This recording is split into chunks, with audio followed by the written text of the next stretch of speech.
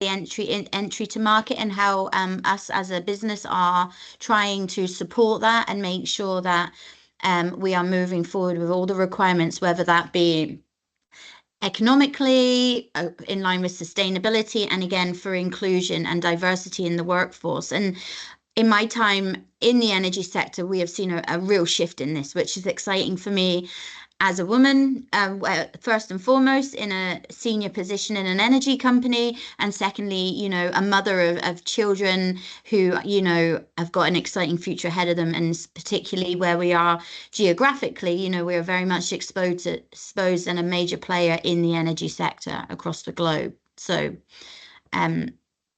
first of all, I just wanted to introduce, I work for Advanced Global Recruitment. We are an international provider of personnel. So our businesses, we will provide our clients from one personnel to up to full crews. So across this, we do, as you can see here, a multiple of disciplines across the energy sector. Drilling, obviously, historically, when we talk about energy and resources, our minds always go straight to drilling. But actually, there is a huge sector out there and versatile skill sets required globally. So marine crews, construction, ROV and subsea. Currently, globally, there are vast shipyards being built around the world, survey and inspection, trenching and ploughing. All of these as well, other than the drilling sector, come into the renewable market. So well services, data science and analytics, IT, renewables, and full crew management.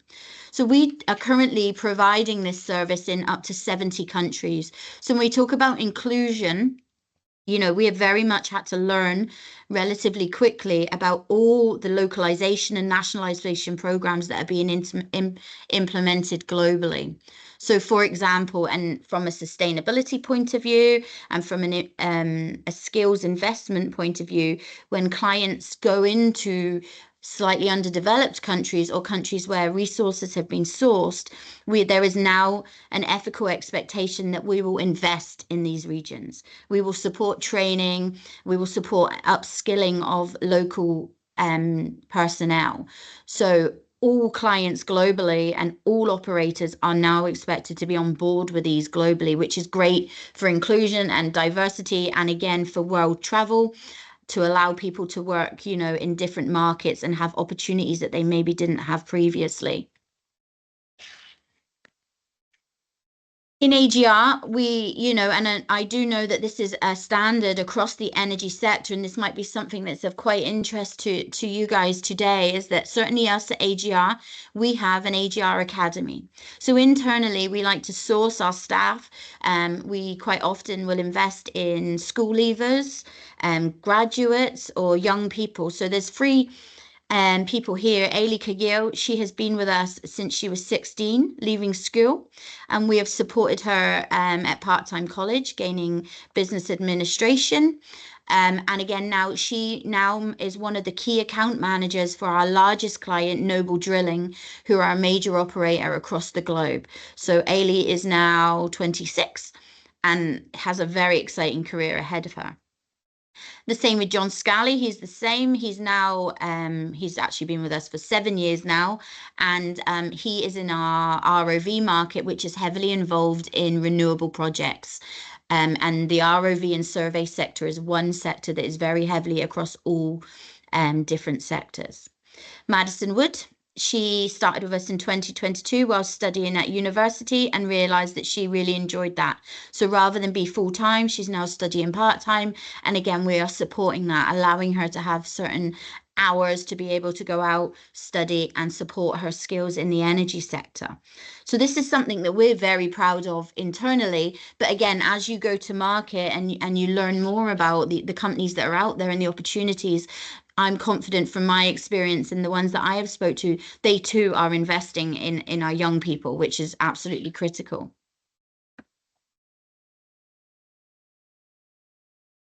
As I said previously, this is just a very brief slide to demonstrate the number of countries that we're currently working in. One of our newest areas is in South America, in Guyana. And we are now working very heavily with local content and local personnel to make sure that we are setting up government schemes and the ability to support and train local people. And to do that gives opportunity for international staff as well. So once people like yourself enter the market, we have the opportunity to travel globally and go and be part of the coaching and the learning and development of all these regions. So that is a really exciting. But just to demonstrate the magnitude of the energy sector, we are a relatively small company with 70 staff. And just looking at this world map here, you can clearly see how vast, the opportunities are. So it is a minefield. It is a challenge to know, you might think I definitely want an opportunity in the energy sector and to move into the renewable market, but where do I start? So hopefully at the end of these sessions and with myself and Jenny, you can ask as many questions as you like, and hopefully we can help give you some direction in a huge, vast market. Training. A big part of my role at AGR is to train people and to make sure that we train people in the right areas. So as we move into a renewable market, which is going to take, around 30 years to do so, there are certain organizations, and as I've got here on the screen, and again, I'll be more than happy for the presentation to be shared after this afternoon, the Global Wind Organization, there is a basic safety course that they implement. So depending on, what this really demonstrates is actually you can join the sector. It might not traditionally be what you would have thought of as renewable initially, but you will be on projects that actually will move into renewables. So for example, the Global Wind Organization, a GWO, has a basic safety. Now, this is a minimum requirement to be able to work on any renewable project. And it covers, as you see there, the 5 modules: fire, sea survival, first aid, working at heights, and manual handling. So depending on people's choice. So this is a big part of the transition. So for example, we have 500 crew out at today as it stands across multiple countries. If they need to work on a renewable project, the GWO is what we need to be able to transfer their skills. So we are starting to see, transferable training courses that will allow people to move into the renewable market when ready. And Apito is, a global brand that controls and regulates training and ensures that we put an industry standard in place. So they will command and dictate the basic offshore survival training. Anybody that wants to either go in a helicopter or travel to an asset that is in the sea will require a BOSIET. And that is a global requirement in line with T-BOSIETs as well. So again, this is a very minimum standard. But what I always say, we have a training division here at AGR, and what I always say is that you can go and train and train and train, and you could phone a training center and they absolutely will be really helpful. And they will tell you all the courses that on paper you need to have. But being trained and employable are 2 very different concepts. So you want the training, but you want it to make sure that it has direction that is going to make you employable, and working with employers to achieve that. So again, after this call, I'm more than happy for you to reach out to the training division at AGR. And because we do work across multiple sectors and multiple clients, we can talk about employability rather than just you need courses A through to D, it's going to cost you X amount, but actually what are you going to achieve at the end of those courses? And I think that is a real challenge that people face trying to enter the industry. Going online, it says I need my BOSIET, my medical, my MIST, my shoulder width measurement. But what is that then going to make you trained to do is the key question. And that hopefully, I'd be more than happy to provide independent advice on that moving forward.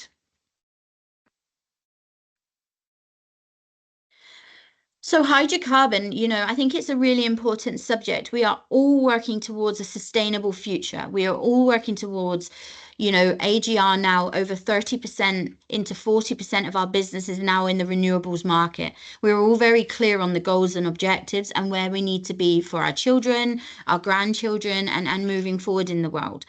But we cannot, as Chloe and I discussed earlier, you cannot turn the tap off to hydrocarbon fuel. There has to be a transition. And I'm sure many of you heard about the transition and net zero. But if not, I would really suggest going to read about the journey that we're on and why it's so important that we have to drive that. So, for example, UK homes, over 74% of them still require oil and gas. All our homes, I would imagine the majority of us here that have got homes still have gas central heating, still have that. We still have a car, whether it's hybrid, but we still have fuel. So there is a huge emphasis still on hydrocarbons. What we have to do and what we are doing better, and we are still a long way off, is as part of that attrition, we might still need the fuel, but how can we better? So give you one example, by 2030, there will be no more flaring in the North Sea. And flaring is where they burn off the excess energy and the oils on the assets, and it goes up into the atmosphere. This is going to be banned in the next 6 years. Everything is becoming much more digitalized. The newer vessels and the newer rigs and assets, they are digitalized and cyber based, which means, again, less mechanics, less operational stuff that requires fuel to work and function, and it is more digitalized. So there are a lot of ways that we are making vast improvements whilst we still currently require the end product. How can we do it and source it more sustainable? So therefore, when you are considering a career in the energy sector, this is still a really key part of the transition to become into the renewable market. When we do come in, and just to demonstrate where we are at, at the moment in the transition, this is the percentage that we rely on additional renewable sources. So geothermal 0.4, biomass 1.3, solar are at 2.8% reliability, hydropower, which again up here in the North Sea is something that we have plenty of, 6.3, and wind is up to 9.2. But still, these need to grow, and still we need to get there. So the renewable sector is still very much so in its infancy, and we are learning as we go, and we are moving into different time frames. So as you can see here, from the base year with the net zero that everybody is committed to. So when you read about this, you'll see that all the big operators and the small clients have all agreed that we need to achieve this. And the ideal timeline is 2050. So by 2030, everyone will have expected to have a reduction of 30% intensity. Again, 50% by 2040, and by 2050 at net zero. This is a really ambitious timeline, but something we are definitely working towards. And we are pushing forward. So this is just to give you clarity on the length of career. If you guys are entering the market just now, it is going to be a really exciting time to do so, because over the next 30 years, you are going to see vast amounts of change on how we utilize energy, how we source energy, and how we supply energy in this country. So again, just making the energy sector really intriguing and a really exciting time to be joining. I just wanted to highlight again a number of our clients that we work with who are all very much involved in renewable projects. Whilst historically some of these names here are very big drilling operators, they are very much moving into renewable projects. So again, depending on your discipline, your background, your skill set, depending on who you work with, you will find yourself being part of that transition moving into renewables. I just wanted to bring your attention before I finish to, we recently have done a project with a lady called Macy Jones, and she was a young lady who come to us with no previous experience, but she was interested in working in the energy sector. So through our training division, we supported Macy to pay for her training. So she is now a fully qualified roustabout, and she is working for one of our main clients. So we've supported Macy in the training, and we've supported her to get a position, which has been really exciting. And again, if you go on our LinkedIn page or our website, you'll see Macy's story on how that's worked for her. And it's really exciting to see that inclusion part of it. As a director of an energy company and somebody, to see not just women, but like you say, international students, and to make sure that there is a real diverse. And what I do believe in the energy sector is that we are good at that. You will see a lot of different nationalities, females, males working across the engineering sectors, across the renewable sectors, and really driving that acknowledgement that actually it requires multiple skill sets, multiple attitudes, multiple commitments. So I don't, one thing I would say is there are no barriers here. If you identify your clear career path, what it is that you want, there is no reason that you can't achieve it. But just to finish, my main point is that there are so many training courses. There are so many opportunities in the energy sector. Please make sure that you reach out to any of the contacts that you get through this or any other networking event and get some real advice on what it is that you think suits your skill set, and make sure that you are becoming employable, not just trained. Thank you.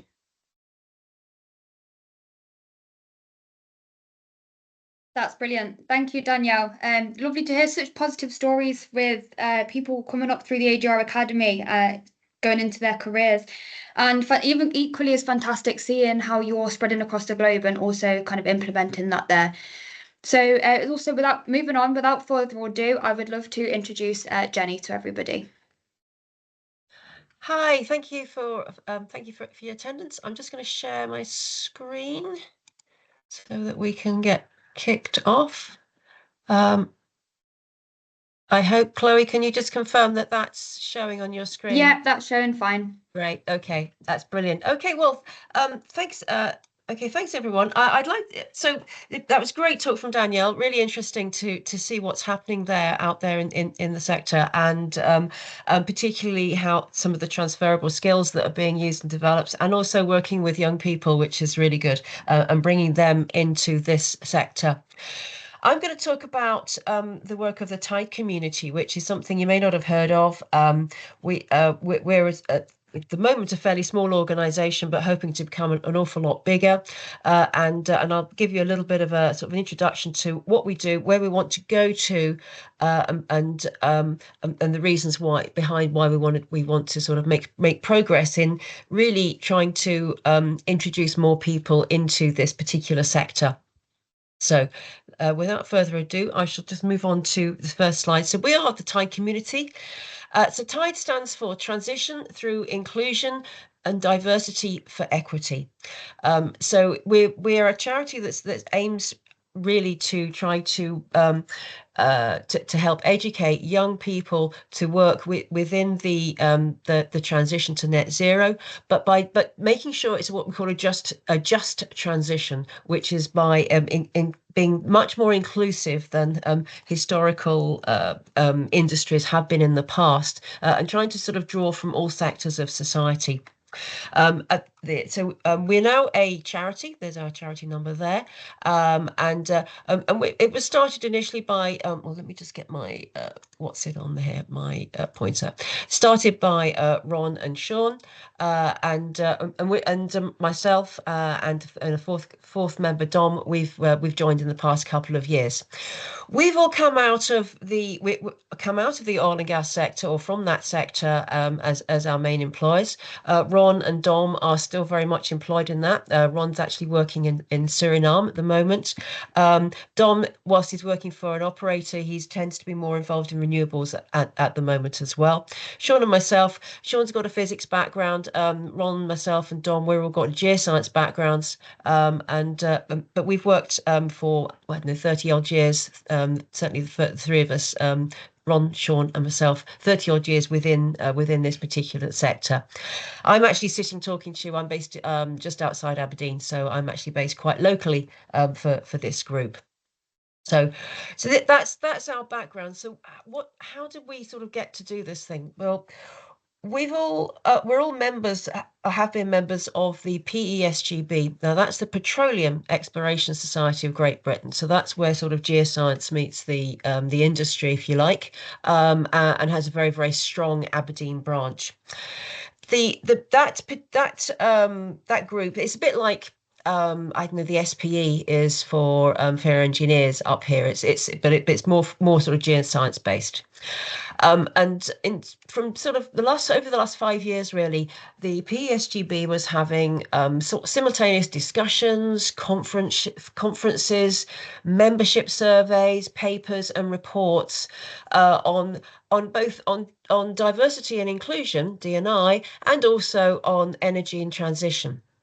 And Sean and Ron in particular were very heavily involved. They were certainly authors on some of the reports that went in and helped guide some of the membership surveys, etc. And when they were doing this, they sort of thought, well, actually, there's really a synergy here. We actually need to think about these things together.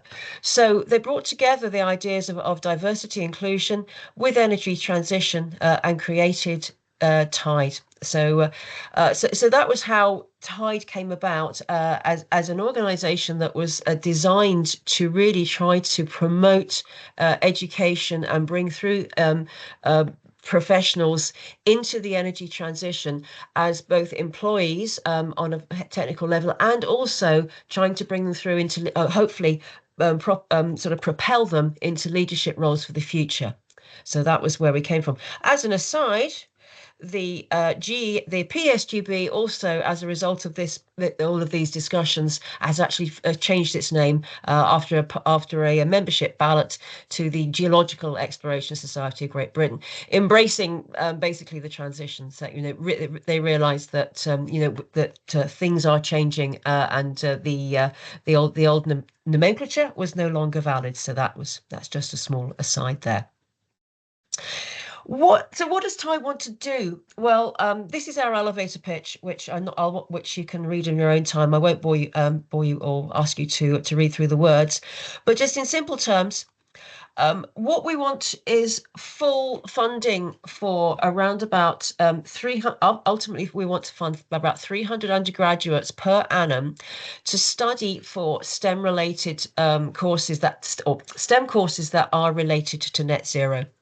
And those undergraduates are to be sourced from the underprivileged and underrepresented communities within the UK. So that's our sort of fundamental objective of what we want to do. As well as funding, we will also be establishing some summer schools, obviously, presumably just one to start with, but then hopefully propagating that a little bit more. Because we realise that if you are bringing in people from backgrounds who are perhaps not so familiar with maybe a university background or even some different type of formal education, you're basically bringing people into a very alien environment, and you're going to have a high dropout rate if you don't support those people once you bring them into that environment. So summer schools are part of that, as are going to be networking events, exactly like we're doing right now, and using a lot of mentoring. We would hopefully establish mentors from some of the endorsing institutes that we have, but also from some peer mentors. And we really hope that once we get TIDE scholars established and moving through the system, that then they will come and pay back into TIDE and will mentor young people coming up behind them. So those are the sort of networking events. And we'll also hope to be, as part of our summer schools and all of these events, incorporating leadership skills to help take them forward through the industry, not just sort of leaving them a little bit high and dry. In order to get things kicked off, we're working very hard at the moment to get our pilot project up and running. We've got a fairly sort of a small term aim of trying to get 5 students starting in the autumn of 2026 to study a net zero courses, and we've been working with some university departments and course leaders at the moment to try to get that established, and also working with industry funders as well. In terms of the funding, so if we were to have 300 undergraduates per annum and continue that's ultimately over 10 years is going to be looking at a funding of 10 million from industry, and we're hoping from a 10 million match funding from government as well. So let's just step back a little bit and just give you with some statistics. Now, Danielle's showed some really interesting stats in her slides. And so I'm just going to show a few things just to sort of highlight some of the issues that are facing us, which I'm sure many of you are aware of. But we'll just sort of bring it in a little bit as well. So this is from the International Energy Association, some of their data, and this is the global energy balance. So this is the energy production, the amount of energy used. It's broken down into different energy sources. So we've got oil here in the sort of teal color, we've got coal in the blue, and we've got gas in the yellow. And then you've got we've got biofuels and waste. The light orange is nuclear, and those tiny little colors there in the darker orange and the lilac, that's wind and solar and hydro. We've actually this data set goes up to 2021, and in that data set 2.7% of that total global energy was from wind and solar, and 2.5% from hydro. So that's just over 5%, and of that total energy count. Now the actual energy, the actual amount of wind and solar and hydro, as you can see, has actually increased from a very low baseline, has increased enormously. But we're going to need those renewables to expand nearly 20-fold if we're to achieve the sort of commitments that many countries in the world are heading towards, and those that we need in order to really try to tackle the climate emergency. By 2050, the IEA's scenario, they still got a significant oil and gas contributions, about 50% of what there is now. And they're expecting the renewable sector to grow five or six times at that time. But in order to still, in order to also to still be producing oil and gas, we're also going to be needing to do some work to try to mitigate that production of CO2, and that's where CCS comes in as well. So that's going to be part of the mix to take up that sort of the extra oil and gas. But these stats are quite interesting. You can see there's a little dip here. That's the recession back in 2008, and then this is the COVID dip here. But otherwise, we can see our global energy usage has expanded, and is going to probably continue to expand, particularly with what's happening now with the amount of energy being used for AI, is going to be and other things like that. Back down a little bit more locally. This is some statistics that came out of the a conference held back in 2020, which was the change of technology for net zero for the North Sea. So here we've got in 2020, this was the workforce of oil and gas, offshore renewables, nothing obviously in hydrogen in those times. And this was the predicted sort of change as you go from 2020 through to 2050 of that workforce that is going to be required. So about 320,000 people by 2050, but that balance from oil and gas into renewables is really changing quite dramatically. So it just illustrates the need for bringing in a lot of people into this side of the industry. We're really going to need to expand the workforce, and these statistics don't include solar or hydro or other forms of storage, sort of battery storage, etc. So there's many more as well. So there's going to be a reduction, but not elimination, of oil and gas, which really sort of backs up what Danielle was saying. But this new renewable sector is going to be comparable in size now to the present day pharmaceuticals or aerospace sectors. So that's going to be quite significant. To put it in plain terms, we're going to need a big workforce. This was quite an interesting way by on a radio program fairly recently that we heard. And where it sort of said that the world's using about 12,000 million tons of oil equivalent in energy per year, and there's about 12,000 days to 2050. So every day for 12,000 days, we need to try to reduce our usage by 1 million tons of oil equivalent per year for high carbon energy to a low carbon alternative. And so you put that into simple things. That's one nuclear power plant or 1,500 wind turbines every day between now and 2050. So that's really quite a challenge that we have set ourselves. So there's going to be a lot of things to be done. So what we call the just transition is it's not just desirable, but it's very necessary. And by just transition, we mean by including by sourcing our workforce from all sectors of society. We need that diversity because diversity gives you creativity. It gives you new ideas and perspectives. And so we just don't want to be doing what we perhaps have done in some of our sectors historically by sourcing that workforce from a fairly sort of small group of the community, but by reaching out into other sectors of the community and trying to create a just transition. Couple of slides here. Please don't read this. This is just a bit of a spreadsheet we put together in TIDE of the types of jobs that they're going to be within the transition, and there's a lot.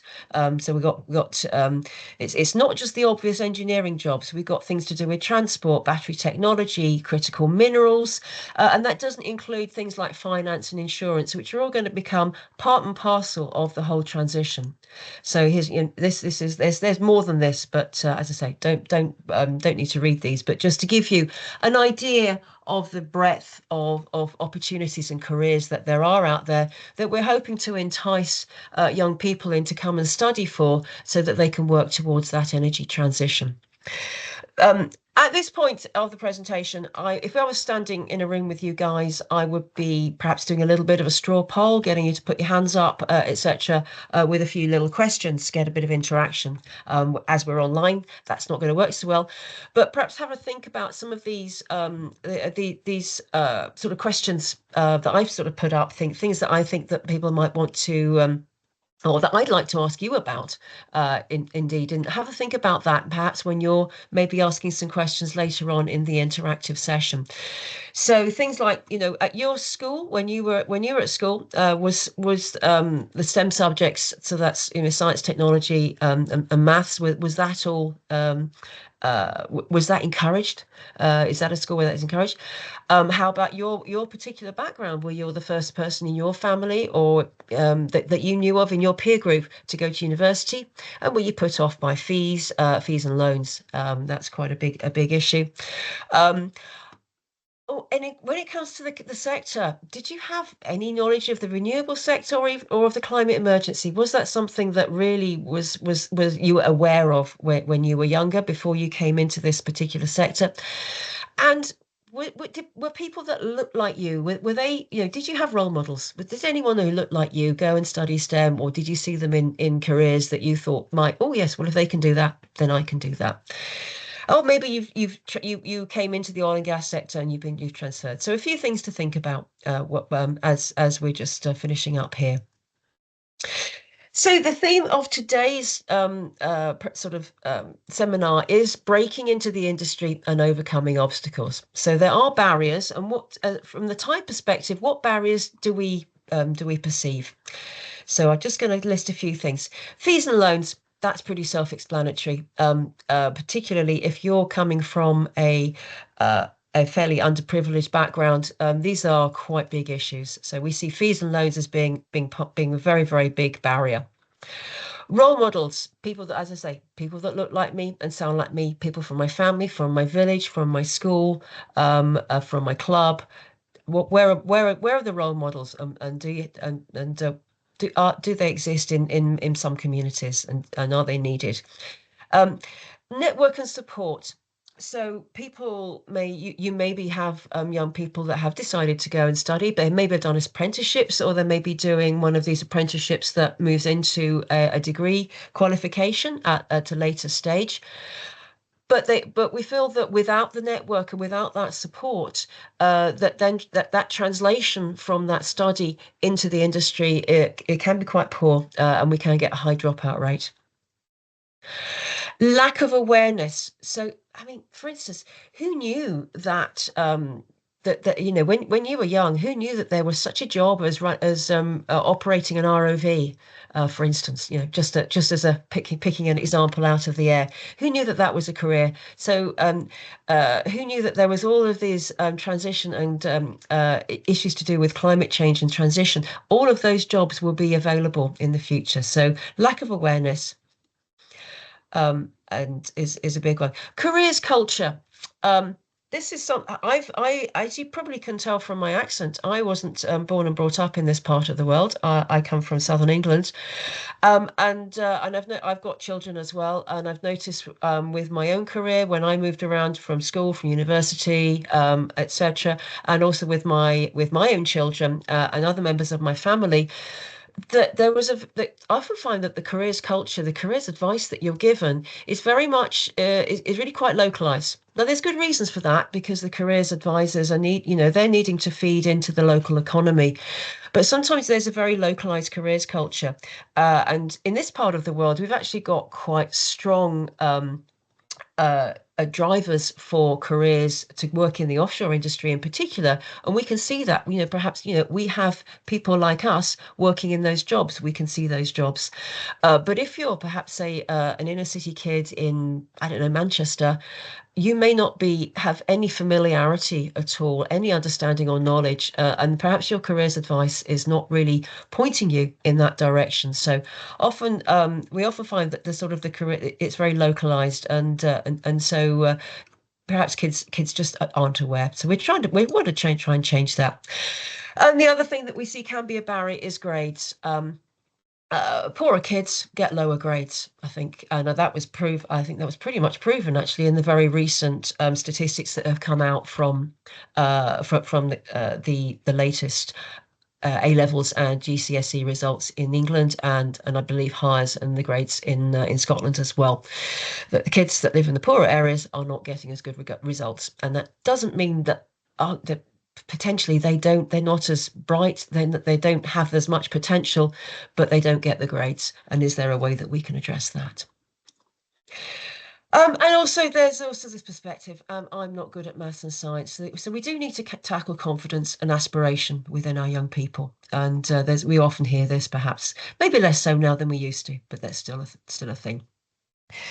Our plans, just briefly before we finish up. So we want to give full scholarships. That's 100% fees and maintenance for 3 years at a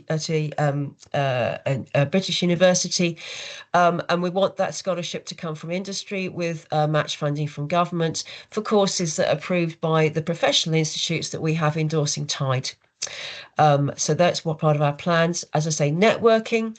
We want to have annual summer schools and ongoing mentoring.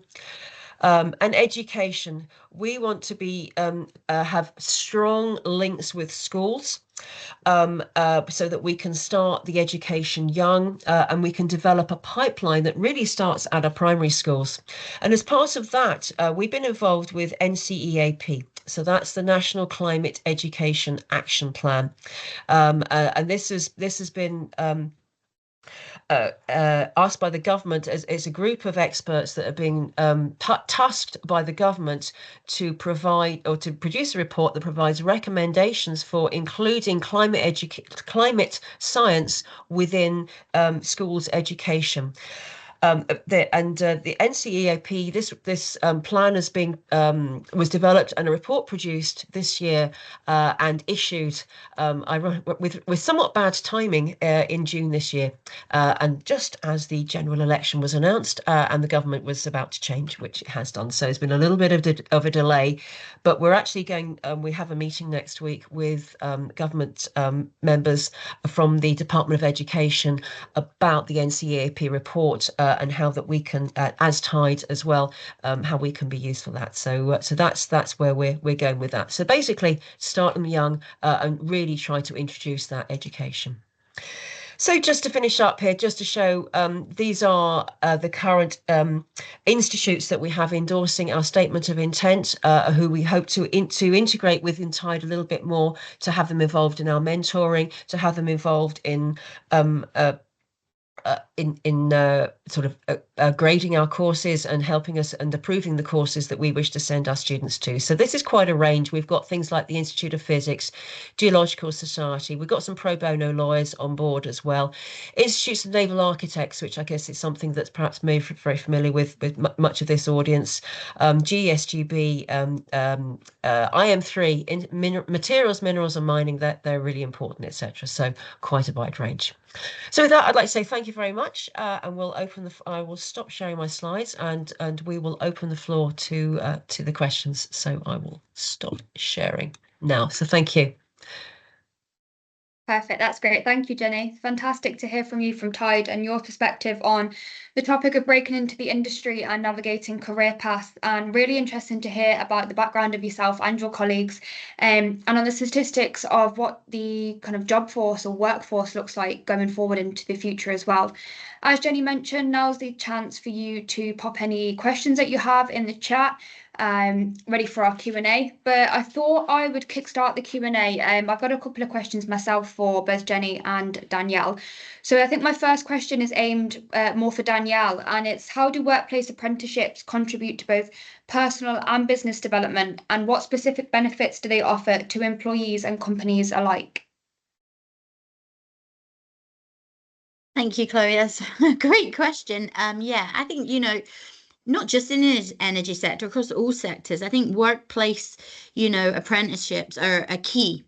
I mean, whilst developing your education and your skill sets, you are actively on site, you're involved in the industry, you're getting that hands-on experience, which is absolutely critical. And again, it links back to my point about the difference between training and employability. So we talk a lot about training across the sector, but a big thing that, a big area that I'm dealing with just now massively, and Jenny, I'm sure you'll back me up on this, is well, how do you know they're competent? Competence. So competence, just to clarify, which I'm sure everyone is aware, but just to clarify, it's very different to training. And that is the gap between employability. So you can do all the training courses and you're trained, but to be competent at your job means that you have had exposure. So these workplace apprenticeships gives you that exposure to whether it's a construction area or a shipyard or, a wind farm or any of these things. That's what that gives you. And compliance now is having to be managed in the same respect, in the same way that we manage our training. So, for example, I will not allow any of our staff to send any member of our team anywhere in the world unless we have verified that they are trained, and that their training has come from a reliable industry approved standard and it has been delivered. But we now have clients, particularly in the survey, ROV, and moving into the renewable sector, saying training is great, but how are they compliant? So in short, to answer your question, if you get an apprenticeship or you get some volunteering or any form of exposure to a client in the sector or the part that you're looking at, is critical. You can have, a summer placement like Jenny touched upon, 2 weeks, maybe put yourself in somewhere for 2 weeks over the summer and get exposure to that, importance of competency, because that will back up your CV and your training requirements.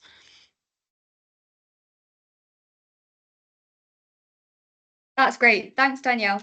I think my next question is aimed more for Jenny. And the question, Jenny, was what specific types of holistic and technical skills does TIDE aim to provide to disadvantaged students to help them thrive in the transition to the net zero sector? And how will these skills be delivered up to university level? I know you touched briefly on the scholarship programs and things like that TIDE are involved with, but a bit more of an expansion on that would be great. So the actual the technical skills is in terms of skills. I mean, I actually agree very much with Danielle. Is that there's the learning and then there's the training, and I guess from the TIDE perspective, we are focusing a bit more on the learning, and so you will get that broad. It's like the sort of the base level of the house of cards, if you know what I mean. It's that broad platform that allows you to then sort of go off into different maybe specializations where you then get the training. And so I guess from our perspective, we're perhaps not looking to generate perhaps not the technical skills. But what we are doing at the moment is we're going through UCAS and looking at not just sort of more mainstream courses in things like chemistry or physics or electrical engineering.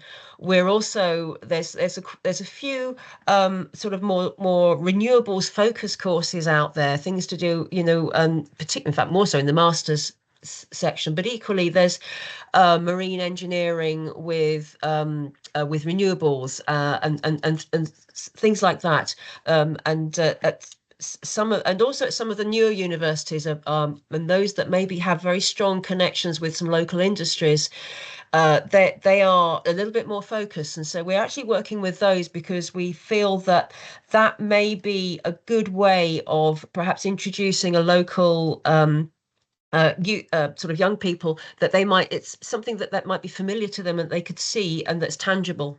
And so that's one way of trying to bring that in.